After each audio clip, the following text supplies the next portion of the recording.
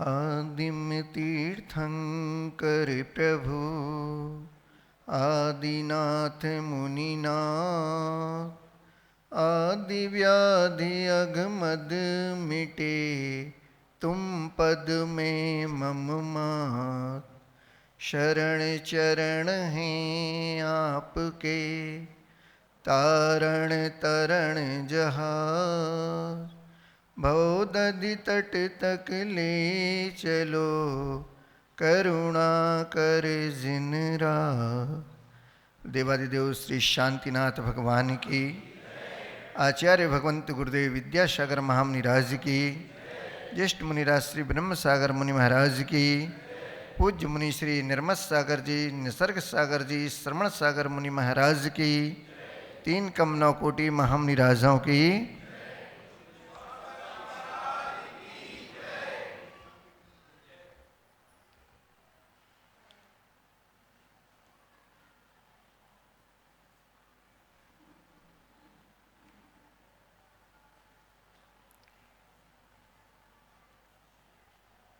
अभी पूज्य मुनिराज शिक्षा, चारित्र, आध्यात्म का रसास्वादन करा रहे थे और हम भी उसमें गोता लगा रहे थे। जैसे जैसे मुनिराज कहते जा रहे थे, मैं भी अपने पूर्वावस्थाओं को याद करते उसमें सोच रहा था कि अगर गुरुदेव का सहारा न मिलता, अगर गुरुदेव का सहारा न मिलता तो ना जाने मेरा जीवन कहाँ पतित बन रहा होता। पतित से पावन बनाने का जो पूज्य गुरुदेव ने अनुकंपा, अनुग्रह, कृपा की, वह तो अद्भुत है और यह उपकार तो जीवन में कभी चुकाया नहीं जा सकता। संस्कार जन्म से माता पिता दिया करते हैं और जो संस्कार बचपन में पड़ जाते हैं वो उम्र 55 तक भी याद बने रहते हैं और दिखाई भी दिया करते हैं।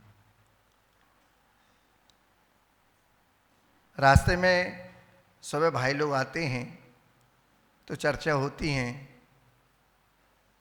तो आहार संबंधी चर्चा हो रही थी कि कौन महाराज कितने जल्दी आहार कर लेते हैं। और आचार्य महाराज के बारे में तो कुछ कहा ही नहीं जाता कि उत्कृष्ट से भी उत्कृष्ट समय, उसमें भी आधा समय, उसमें भी अब पौन समय लगाने लगे। 15 से 20 मिनट में आचार्य महाराज का आहार हो जाता है। तो ये पाप कर्म का उदय है, इतने कम समय में आहार होना, कि किसी पुण्य कर्म के उदय से इतने कम समय में आहार हो जाना। आप लोगों से मैं पूछता हूं, इसको किस कर्म का उदय मानेंगे? पाप कर्म का या पुण्य कर्म का? व्यक्ति अपनी क्षुधा को मिटाना चाहता है लेकिन पूरा भोजन नहीं मिल पाता है और बीच में ही अगर छोड़ के आना पड़े और एक आध दिन की बात हो तो अलग बात। प्रतिदिन 365 दिन वर्षों से यह क्रम चला आ रहा है, तो इसको क्या मानेंगे? तो आचार्य कहते हैं, स्वराज करते मुनिये अन्नम, स्वराज करते मुनिये दानम, दत्वेति दीनाय ग्रहादि वस्तु, स्वल्पम च मुक्त्वा अंशनेन तुष्येत, स्वल्पान्न भोजी सभवेद भुज। क्यों? क्योंकि जो मनुष्य अपनी शुद्धात्मा में लीन हुआ करता है, ऐसे मुनियों को जो आहार दान देता है, उनकी वैयावृत्ति करता है, औसत दान देता है, वसति का दान देता है, उनके आवास आदि की व्यवस्था करता है, ऐसा व्यक्ति अल्प भोजी करने वाला, अल्प भोजन करने वाला होता है। ऐसा क्यों कहा? ऐसा इसलिए कहा कि आप भी वर्षों से भगवान की, आचार्य भगवान की और देवशास्त्र गुरु की पूजन करते आ रहे हैं। उसमें भी एक पंक्ति आती है जिसके लिए आप अर्घ्य समर्पित करते हैं। वो कौन सा है? क्षुधारोग विनाशनाय नैवेद्यम निरूपामीति। कितनी क्षुधा नाश हो गई। चढ़ाने के लिए एक अगर लंबी चटक होती है तो उसमें से भी हम 2 कर लिया करते हैं, और भोजन के लिए तो थाल भर के चाहिए। उसमें कमी हो जाए तो जो सूर्यमुखी होती है वो ज्वालामुखी दिखने लगती है, चंद्रमुखी होती है वो ज्वालामुखी दिखने लगती है। हम उस पर अपना नियंत्रण नहीं कर पाते, न वचन पर और न भूख पर। प्रतिदिन पूजन भक्ति और स्वाध्याय भी करते हैं, पर पालन कितने अंशों में कर पाते हैं। इसलिए मैंने कहा कि बचपन के संस्कार बचपन में दिखाई देते हैं, इसका अक्षरशः पालन आचार्य भगवान की जीवनचर्या में परिलक्षित होता है। क्यों होता है? क्योंकि घर में स्वाध्याय हुआ करता है, और जब स्वाध्याय होता है तो पूरे बच्चे और माता पिता और अड़ोसी पड़ोसी भी बैठते थे। और जब छेढ़ाला का पाठ होता है तो उसमें 2 पंक्तियाँ आती हैं, 3 लोक को नाज जुज खाए, मिटे न भूख कणा न लहाए। ये दुख बहु सागर लो सहे, कर्म जोगते नरगति लही।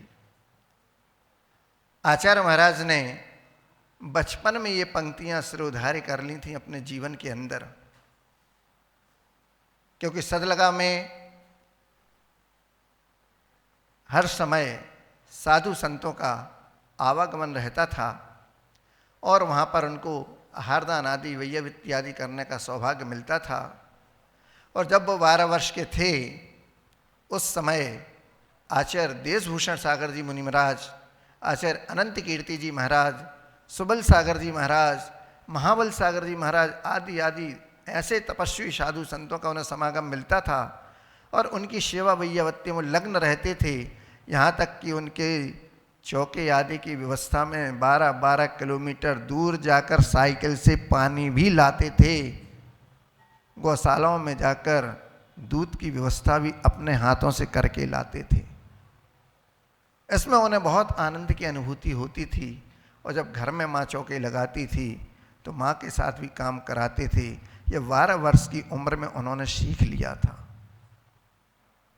और उसके बाद यहीं बात समाप्त नहीं हुई, आगे यात्रा प्रारंभ हुई तो आचार्य देशभूषण सागर महाराज का चातुर्मास मिला उन्हें, और उनका सानिध्य मिला, तो उसका ये प्रभाव पड़ा कि सबसे अति प्रिय अगर कोई श्रावक था तो आचार्य देशभूषण सागर महाराज को ब्रह्मचारी विद्याधर थे।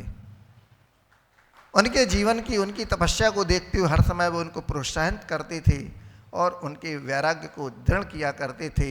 आज ये उसका प्रतिफल है कि 3 लोक का नाज जुखाए, जो पंक्ति उन्होंने पढ़ी थी, 6 ढाला का पाठ किया था, और घर में अपने छोटे भाई बहनों को पढ़ाया करते थे वो, और याद कराते थे। चाहे वो शांतिनाथ हो, अनंतनाथ हो, स्वर्णा बहन हो या शांता बहन हो, इन सबको रात्रि में मंदिर से आने के बाद भी अगर देख लिया कि पाठ नहीं हुआ और सब लोग सो चुके हैं तो सो के जगाते थे, पहले पाठ पूरा होगा उसके बाद सोने का काम होगा। रात को 11 बजे भी मंदिर से आए हैं तो उन्होंने उस पाठ को याद कराया है और अपने जीवन में तो उतारा ही है। और जब बुंदेलखंड की धरा पर आचार्य महाराज आए तो बुंदेलखंड में एक पंक्ति कही जाती है, कहावत के रूप में भी है, कि एक बार खाए वो योगी कहलाता है, और 2 बार जो खाए वो भोगी कहलाता है, और जो बार बार खाए वो रोगी कहलाता है। आज हम उस क्षुधा रोग से पीड़ित हैं। उस क्षुधा की शांति के लिए क्षुधा का नैवेद्य का अर्घ्य तो समर्पित करते हैं, पर उस क्षुधा को नियंत्रण करने के लिए कितना पुरुषार्थ और प्रयास करते हैं। क्या 56 भोग और 60 रसों में किसी दिन किसी रस का हमारा त्याग होता है। एक दिन रसी का भोजन रविवार के दिन पड़ जाए तो शाम को ही लगने लगता है कल रविवार है, नमक की रसी है, तो चुटकी भर नमक छूटता है तो पावर शक्कर खा ली जाती है। क्यों? मीठे के साथ कुछ तो भीतर जाए।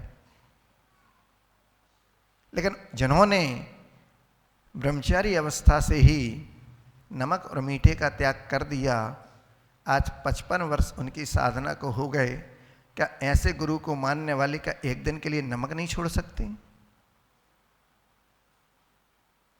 लोगों ने गुरुओं के लिए जीवन दे दिया, आप सर्वस्व निछावर करते हो, अपने आप को भक्त मानते हैं। रात्रि भोजन, उसमें भी हमें कंडीशन लगाना पड़ती है कि खाएंगे तो नहीं, लेकिन पानी और दूध की छूट तो दे दें। दूध को संपूर्ण आहार कहा गया है, पानी को तो फिर भी जल उपवास के रूप में ग्रहण कर लिया जाता है।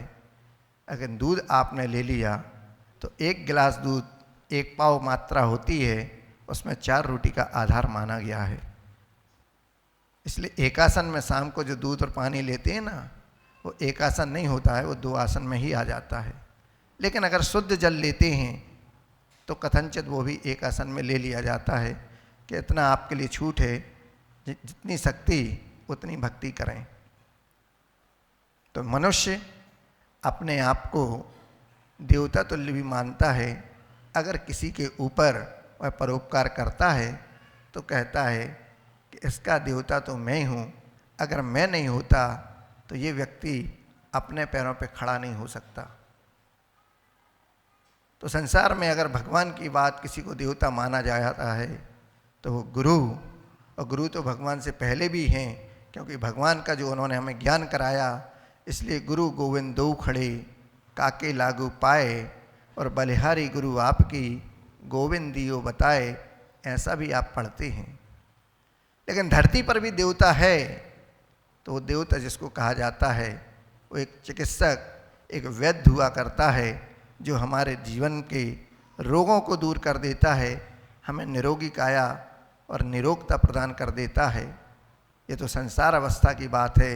लेकिन जिन्होंने जन्म मरण रूपी रोग को ही अपने जीवन से दूर कर दिया और लगे हैं इसको करने में, ऐसे गुरुओं का सानिध्य और ऐसे गुरुओं की कृपा अनुकंपा हमारे ऊपर हो जाती है तो हमारा जीवन भी धन्य हो जाता है।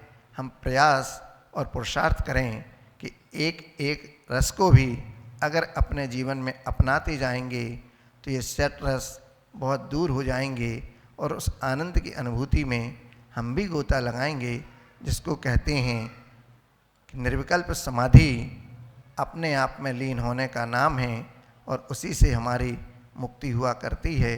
अल्प में इतना ही पर्याप्त है। आगे आप सबकी यात्रा सानंद संपन्न हो और आपको ये मंगल सानिध्य अनवरत मिलता रहे, ऐसी भावना भाते हैं। अहिंसा परमो धर्म की।